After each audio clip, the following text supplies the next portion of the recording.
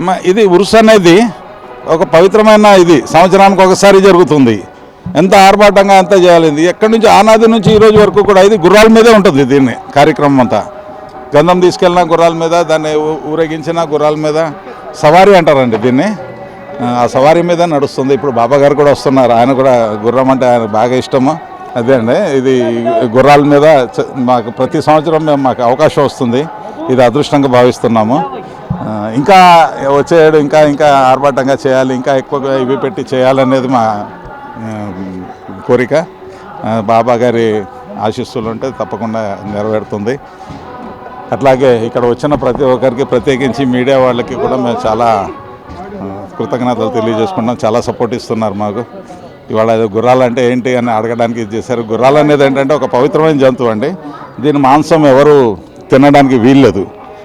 ఎందుకంటే ఇది మాకు లేదు, మా ఖురాన్ నుంచి మాకు ఇది, ఎందుకంటే ఇవి అంతరించిపోతాయనే ఉద్దేశంతో దీని మాంసాన్ని కూడా ఎవరు కన్జంప్షన్ చేయడానికి అవకాశం లేకుండా దైవ నిర్ణయం ఇది. అయితే ఈ గుర్రం మీదనే గంధం తీస్తారు, ఇంకా వేరేగా చేయడానికి లేదు. ఏదో గుర్రబండి అంటే ఇప్పుడు ఏదో కొద్ది కంఫర్ట్స్ మీద అలవాటు చేస్తున్నారు. కానీ మీకు తెలుసు కదండి, అది వరకు యుద్ధాలకు వెళ్ళినా ఎక్కడికి వెళ్ళినా గుర్రం మీదే వచ్చాను. ఆ రోజు యుద్ధంలో ఎవరన్నా చనిపోయినా కానీ గుర్రం మీద డెడ్ బాడీని పెట్టి పంపిస్తే తిన్నగా ఇంటికి వచ్చేసేది.